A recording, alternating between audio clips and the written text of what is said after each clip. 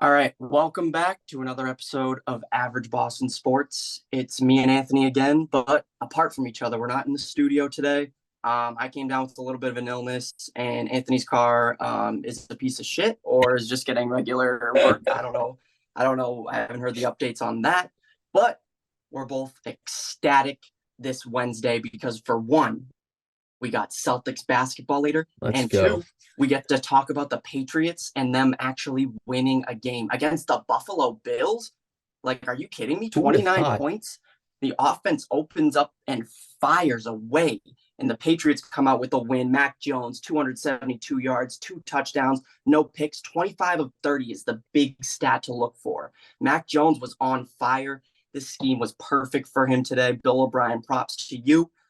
Kendrick Bourne, 6 catches, 63 yards, and 1 touchdown, was the biggest target percentage of the game. Demario Douglas actually saw some time, got Look four what catches for happens. 54 yards. Look what And happens when Ramondre he's on the Stevenson, field. 9 carries, 34 yards, 6 catches, 51 yards, and a key catch on that last drive helped Mac Jones march down the field and get the game-winning touchdown. His first game-winning drive since Houston week 10 in his rookie year. That one So doesn't even this is count. phenomenal stuff to see as a Patriots fan. Anthony, how did you feel about that game? And how do you feel about Mac Jones's perfect performance almost? I mean, out of all of the games that they've played so far this season, this was probably like the last one that I was expecting them to win. Mm-hmm. And I know that some people had actually picked the Patriots to have a fighter's chance in this one. Mm-hmm. I was not one of them. I kind of saw as I thought the Bills were going to use this as a get right game and honestly try and put something together offensively because they've been struggling um, with their offense so far this season, and that kind of carried into the game on Sunday. They couldn't really put too much together. Again, Jabril Peppers with a huge interception early in the game, which Mm-hmm. really allowed the Patriots to start fast, which is something they have not been able to do this entire season. Yeah. And it also just shows, Josh Allen is just he's the modern day Brett Favre. He's a gunslinger, and he's gonna Bills fans are gonna have to live and die with his mistakes because as you saw this past Sunday, that interception proved to be pretty costly, and you know almost without the Patriot when the Patriots gave that ball away late, like that was really the only shot that the Bills had to win that game. Yeah, no. Honestly, when I saw that the Patriots were winning the game, I clicked onto the game early or late, I mean, and when they were up 10-0, honestly, I had no hope that they were going to actually hold that lead. No, And the fact that it not only did we lose that lead, but we came back and took it back. And that was the first time we've seen a Patriots team do that in a long time. It was either we get down big, have a comeback late, and end up not sealing the deal, or we just get blown out. And it was honestly refreshing as a fan to watch a win against a division rival. And hey, last episode we were talking about the draft pick and like looking for the future, but honestly, watching that game, there was no chance in hell that I wanted the Patriots to lose that game. I know we're no. 2-5. I know that it doesn't, give us a better standing for that draft pick, but there is not a bone in me that can root against the Patriots beating the Bills after the the kind of destruction they have put onto our team in the past like 4 years. And Sean McDermott, uh, I've always like thought he had the most punchable face in the NFL, like hands down. And he looks like he's on the hot seat. And so I'm not gonna say I'm happy about a man about to lose his job, but yeah, that's just what I'm hearing from Bills fans that they're pitchforking the streets to get rid of Sean McDermott after that loss to New England. I know it's a long shot, both in either case, but who do you think has a greater chance of losing their job this year? Sean McDermott or Bill Belichick? Honestly, I'd say Sean McDermott. Like you'd have to say Sean McDermott if winning a Super Bowl, it seems like like one really doesn't solidify your job, right? Like we saw Doug Peterson lose his job a few years later after winning his Super Bowl with Nick Foles. Bill Belichick's got six of those motherfuckers with you. Mm. Like he's won you six Super Bowls. Sean McDermott hasn't done anything for Buffalo. Really, what has he got them? Like an exciting overtime game in the playoffs one time. One like one AFC championship game. Yeah, exactly. He hasn't brought him to the promised land. No, If they go short this year, get it. Maybe they don't even get the bye, and they get eliminated in the first round of the playoffs. Yes, 100%. Sean McDermott is going to be on the hot seat. I think they might give him another shot for next year, just because of like what Buffalo else are they was. gonna do? Yeah, exactly. And Buffalo was a pretty much losing culture before he got there, and they've constantly at least been in the contention every single year. That's So, true. are you gonna trade? Are you gonna get rid of that just to like take a chance on a 49ers coordinator or a Dolphins coordinator and just say, I hope this guy can lead men and take another shot? No, because Sean McDermott can lead men. Hmm. So I would say Sean McDermott, but he's not 100% No. safe. Um, but one thing that I want to point out here was that the fact that I think this is the first game that Mac Jones won us. Like our running game was subpar.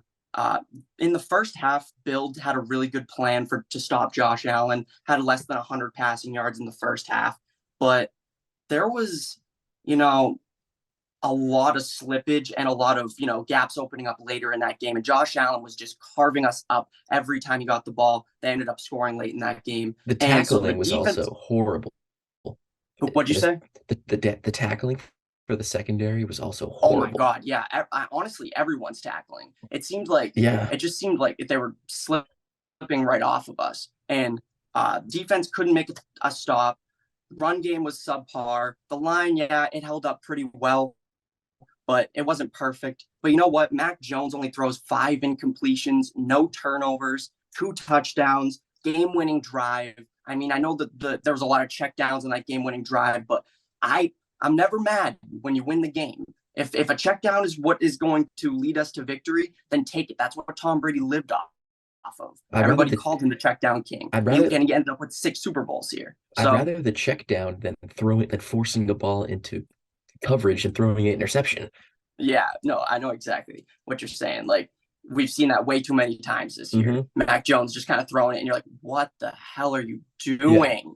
And so, yeah, 100%. Seeing no turnovers on the day for Mac is great, and we actually won. So maybe there is something to what Belichick was trying to do here. Maybe he was more hopeful that the offense would be less turnover prone and that Mac could, manage the game a bit better. And he had plans clearly to stop Josh Allen this year. I mean, that was a stellar defensive performance in the first half. He was switching coverages. The defense was checking after the offense was checking, caused a couple false starts. I mean, Bill was in his bag yesterday, and if honestly the noise about the extension that just came out, I honestly think that it was a good move to keep Bill Belichick on an extension. Just that he is either going to want to be traded or he's going to want to retire here, maybe 1 or 2 more years. You're not locked up for the next 5 or 6 years. So No. I'm honestly feeling a little bit better about the extension after that game, just a little bit. How about you? How you feeling about the Bill Belichick extension? Yeah, I think obviously it was interesting timing for it to be released. Like I think I was reading that the only other time that we found out about Bill Belichick's contract was during Spygate. So either Spygate or 1 in 5. Those are the only two times we've known exactly what Belichick's contract is. Isn't that so weird Uh, that they don't announce that? Like, why don't they announce those things? they gatekeep it. It's weird. Yeah, It's like the only guy's contract that nobody knows.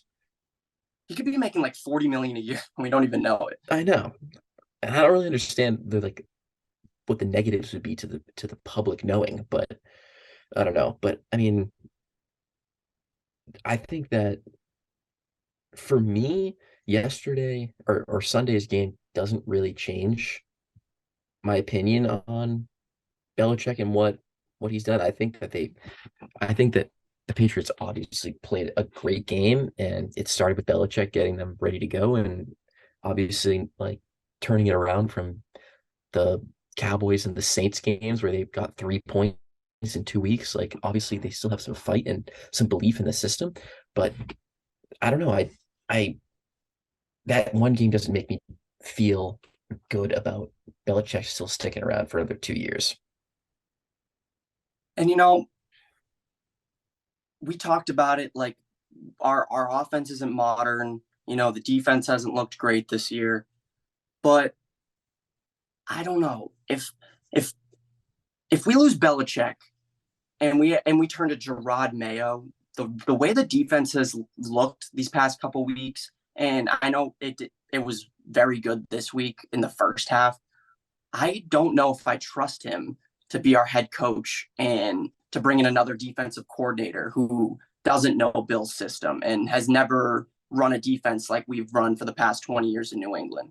I don't know if that's what I want. I feel like I was really emotional and in the moment when I was like, oh my God, like get rid of this guy, get rid of this guy after those last couple games. But you look at his history and you look everything he's done for this franchise. And yeah, he's had a bad couple of years as GM, but honestly, he wins us games more often than I think the next guy could. Like he won us. I know I just said Mac won us that game, but Bill Belichick put us in that position in the first half with that amazing scheme against Josh Allen.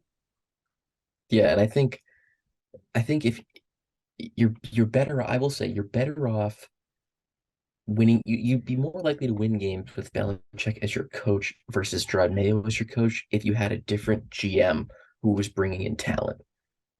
If I take Belichick as the GM out of the equation, if we're going new GM bringing in fresh talent, who do you want as a coach, Bill Belichick or Gerard Mayo? I will take Bill Belichick right now. Still, Yeah, and I just think you know at the end of the day, we're gonna be a middling team this year, and we're gonna have to go into the new year, and there's either gonna be a change in GM, head coach, or quarterback. It's mapping out to be. Um, so Pop Douglas, we've been talking about him for the past, entire season, been begging. begging for him to get on the field Mm-hmm. just a tad, because every time he touches the ball, he makes like 12 guys Yep. miss, and he's our only like flair on offense. And he comes in, he has the highest target percentage of the season for him, and he was targeted 6 times, 4 catches, 51 yards. Um, thank God that we finally got Pop involved in it. I hope that it keeps moving forward in this direction, because as you saw, it opened up a lot on offense. And although he only had 4 catches, it seemed like he either was causing a penalty or he was, drawing 2 defenders at some points, because the Bills knew how explosive he was. And For so sure. I love seeing him on the field, and I want to keep seeing it. Yeah, and I think after this game, you have to. It's clear that Kendrick Bourne and Pop Douglas should be your wide receivers 1 and 2 for the rest of the season. You know, 100%.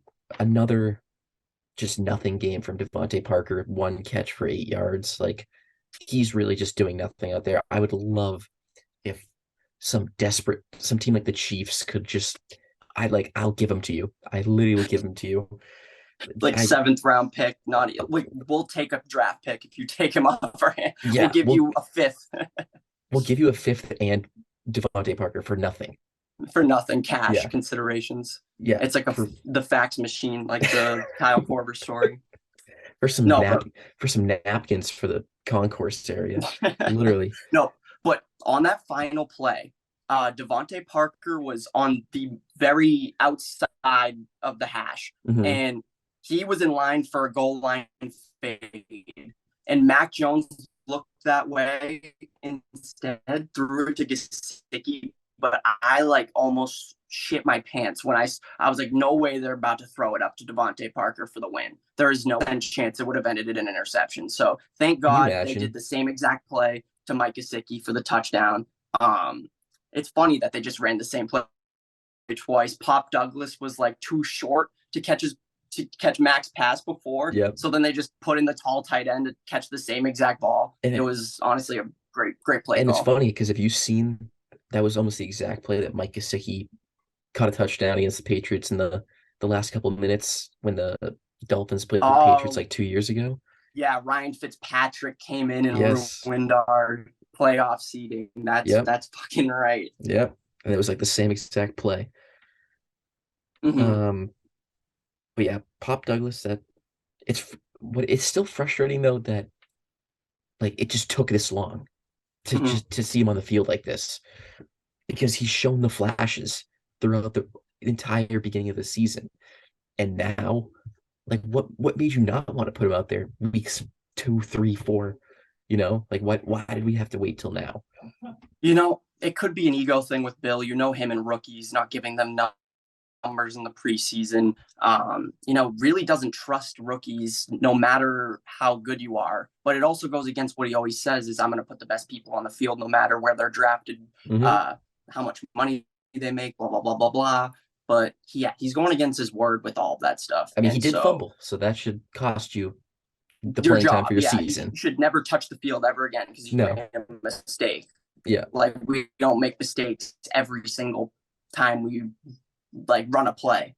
yeah. So, yeah, Pop Douglas, he needs to 100% see the field more often. I think they were more generous to put him on the field this week because of our 1-5 record. They're like, okay, like what can a rookie do to mess this up? Like we're already failing at this point. Yeah. So maybe that was what gave Belichick the confidence, but there's no way that they can go into this game in Miami and not have a game plan surrounded by him getting at least 7, 8 targets because that's what we need to score against this Dolphins team who has a sneaky good defense.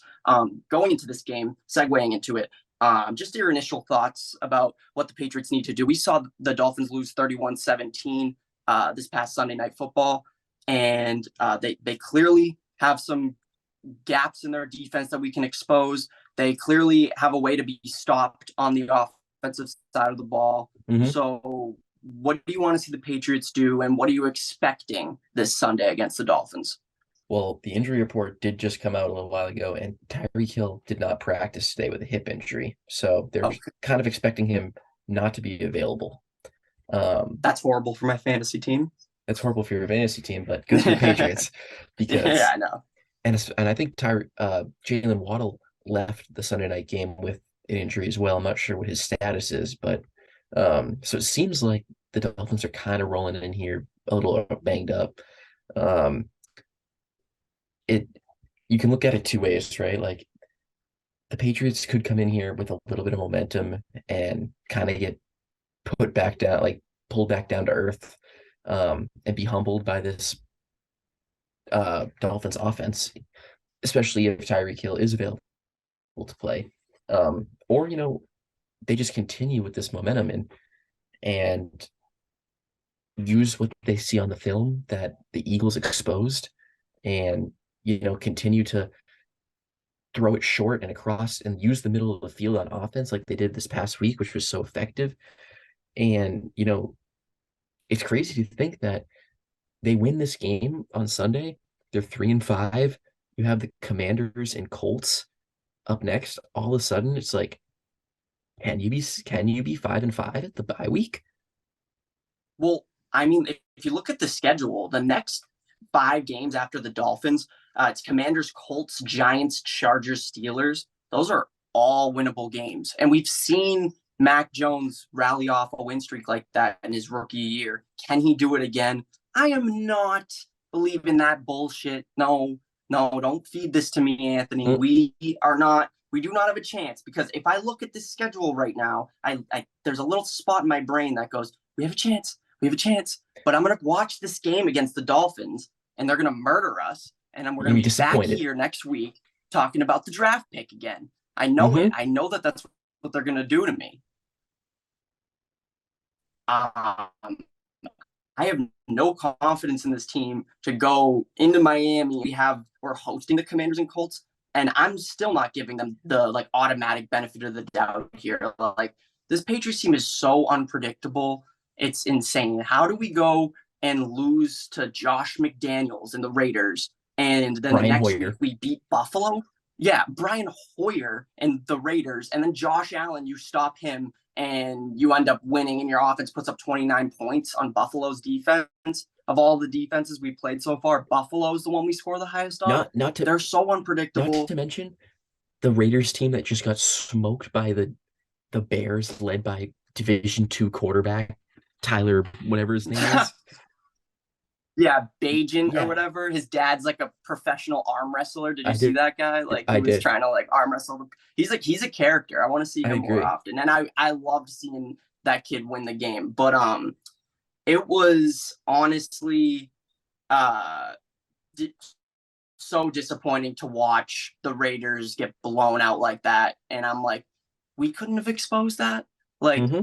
at all. We couldn't have exposed like this because it seemed like Chicago was having a lot of success getting turnovers against the Raiders. And so it just seems like our guys on the defensive side of the ball uh, like can't make as great plays as we need. We need a guy that can just, like he's watching the film, he sees a short route coming and he jumps it. We don't have a guy that can change a play like that. Jabril Peppers, I would say, is the only exception. Clearly, the past 2 weeks, he's made two big plays and we need more guys to step up and make plays like that if we're going to beat any of these teams. For sure. Um, and I think kind of moving back into next week's game, I'd like to see Mike Owenu remain the right tackle because he Yes, is by far the best option versus Vidarian Lowe, or I mean Riley Reef just got put on IR, so he's not there, or Calvin Anderson. But I mean that was the most cohesive the line has looked for sure with Owenu at right tackle. definitely. 100%. The line was the best it's looked, just like you said. And Owenu, I always knew that he was in this day and age a bit too slow to be a guard, but it seemed like he wasn't big enough to be a tackle. So I was always like not as high as other Patriots fans were on him. But you're right. He looked exceptional at right tackle. And if we can get that type of line play against, again, like we said, the schedule that we have coming up, um, he's going to have a handful with TJ Watt against the Steelers. Yeah. And that'll be his real test. If he holds TJ Watt to 3 sacks, I'll be happy. But honestly, 11 pressures. this Patriot, I'm just happy about this Patriots team sneaking a Buffalo win in there because now there's just a tad bit of hope. So next week when I'm watching the game, I still care and I just want to see the Patriots pull out another amazing win because the momentum coming off of 2 division games with those 5 non-divisional games coming up, I mean, I could see a steamroll happening. I mean, I feel like the Patriots haven't had a win that you come away feeling good about, like that there wasn't some crazy circumstance that happened that allowed us to win in like years. Years, so long, like since the Cam Newton years. Yeah. We finally have Celtics basketball tonight to watch. Yes, the new look Celtics with Kristaps Porzingis, Andrew Holiday will debut tonight in Madison Square Garden at 7 o'clock.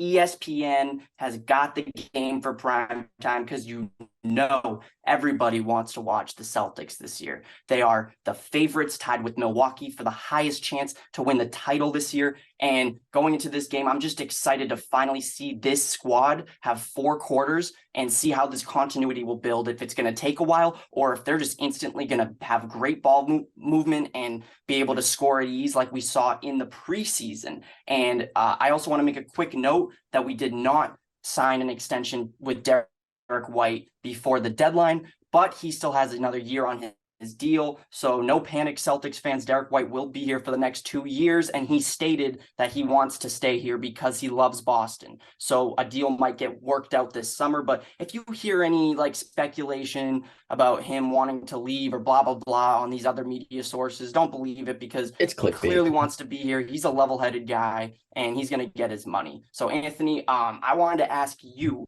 what are you looking for in the Celtics offense tonight against the Knicks? And give me one thing that you also fear the Celtics might do offensively to kind of slow them up and maybe even lose this game, which they're 3.5 favorites in this game.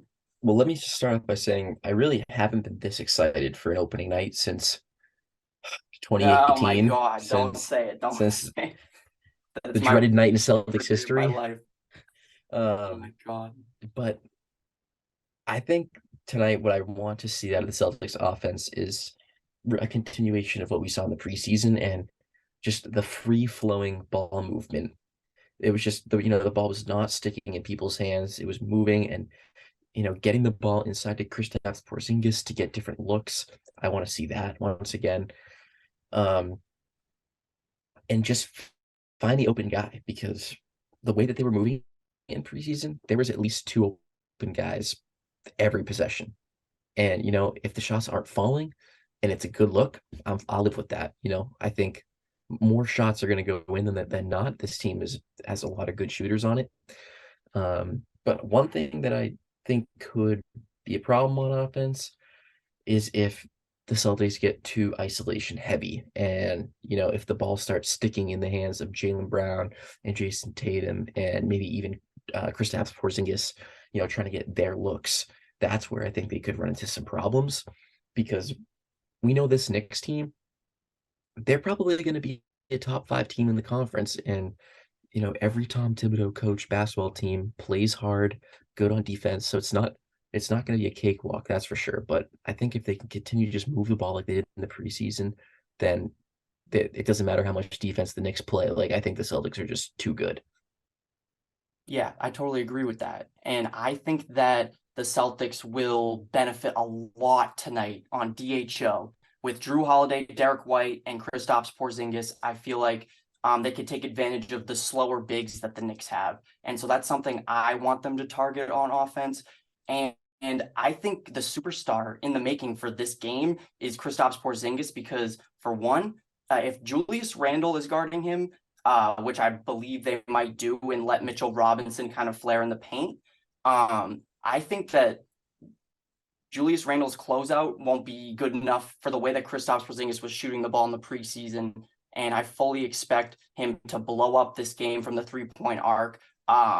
Even if Mitch is on him, he likes to crash weak side for blocks a little bit too much, kind of like Rob did, where he'd go for a block, and if a good point guard passed out to the corner, Rob was leaving a guy wide open, but you live with that when the guy's getting 3 or 4 blocks a game. So I see him biting a little bit, and Kristaps Porzingis having a great game because of that. And going back to what you said, the night that Gordon Hayward snapped his leg in half and snapped my heart in half with it, that night I was at school all day, could not stop thinking about this game. I've been thinking about this game for the past 2 months. Like, Mm-hmm. I've been waiting so long to see this team for 4 quarters, and I'm excited to see it against a playoff competition type team. I was so glad when I saw the schedule and I was like, okay, we get to play at MSG to start the season. It's not, It's a in good Charlotte, or it's not in, like, I don't know, like any Indiana. other like middling team, Portland, whatever. But I'm just excited for good competitive basketball tonight. And I want to say this. I want to say I fully expect Jason Tatum to start his MVP campaign tonight. Jason Tatum is my MVP pick for the NBA season. I feel like it's written for him. If he has the best record in the East, he's still scoring at a high pace. I don't think his point numbers will fall. I believe that Jaylen Brown might defer some points to Kristaps and Drew Holiday, along with the losses that we've had, Marcus Smart, Grant Williams, Robert Williams, Brogdon. All of those guys' shoes need to be filled. So I think Tatum is going to excel, maybe even score more points per game than he did last year. And if you're the number 1 seed, and I expect us to win, close to 60 games this year, and he's playing all NBA type defense like he said he wants to, can you see him not getting this award at the end of the year, holding it up and hopefully holding it next to a Larry O'Brien later on? Oh, I can totally see it. And one thing that is just slightly annoying is I feel like people can't, it's like the people that say, oh, like he's too worried about MVP. It's like, yeah, well, like, okay, is he too worried about being the best player in the league? Like, I don't think That's that's a necessarily a problem. I would You love sh- him to worry about that than like crack or something. yeah, Like, and you look at a lot of the like past seasons. It's like last year, Jokic wins MVP, wins an NBA championship. Sometimes those awards go hand in hand. mhm. So if you can get that MVP trophy, you're gonna be on one of the top two or three teams in the league, most likely. So I agree with you though. I think he has every there's no reason for him not to be able to win this award. He has all the skill in the world. He has, the team around him to make it happen. And I think this could be the year that he gets it done. And we as Celtics fans, I feel like it's a collective that we know it's happening. Like he will win an MVP at some point, but we just don't know when. In year 7, he comes in here. He looks like, I think he said he gained what, 15, 20 pounds of muscle, Mm, and he's mature, and now he's finally got that leadership spot. I know Jaylen Brown has the longevity over him by a year, but like they're both the two longest active Celtics now. They yep. run this team, and I fully expect Jason Tatum to embrace the number one role. And Jaylen Brown, now sitting with 305 million, he could care less if he's 2, 3, 4. You could bench him if you want. He's making $50 million every time he touches the floor. Yeah. So he's going to be ecstatic. He doesn't care anymore. He's a very, easygoing person who I think can look at Jason Tatum and go, yeah, you're the clear number one. And I think it's just like a complete pathway Hmm. to Jason Tatum winning this award. I'm excited. Anthony, you got any last second takes about this Celtics game? I have one question for you, actually. Okay. So they announced the starting lineup for tonight is going to be Holiday, Derek White, Jalen, Tatum, Porzingis. So Al Horford's coming off the bench. Do you think that's the right move against a team like the Knicks with Julius Randle and Mitchell Robinson playing like a two big kind of system? Hey, I'm going to give Jason Tatum the leeway against a guy like Julius Randle. If he's saying he wants to win Defensive Player of the Year, you got to guard the best players on the court. And Julius Randle has been an all-star the past 2 years. And I think they're both a similar size. I know Julius Randle is probably a lot stronger, but Jason Tatum, 20 extra pounds. Let's see what happens. Let's see if he's a true 4. And if he has problems tonight, we can advance and look at the lineups in the future and go, okay, maybe we should put Al Horford against Julius Randle. But it's Hmm. game 1, and I I think think that's their that best lineup. you throw it out there. That's our best offensive line. And I think we just want to shoot them out the gym at this point. And if Jason Tatum can hold his own against one of the best players in the league, then you're sitting there looking like, oh, he's a defensive like assassin. He's a little like a X factor you could throw Hmm. out there, and he's like giving you great defensive intensity just like Marcus Smart would. I agree. Well, don't. It's the whole point Sorry. of this. Sorry. I'm just joking. All right. Well, we're gonna go watch this game, and we want you guys to follow the TikTok. We need you guys to subscribe on YouTube. Average Boston on TikTok. Average Boston Sports on YouTube.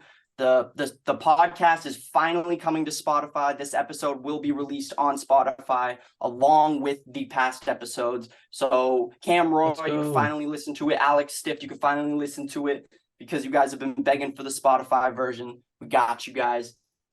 And we will see you next week. Hopefully after another Patriots win and after a couple of Celtics wins that have us, excited about this season. Let's go C's, baby.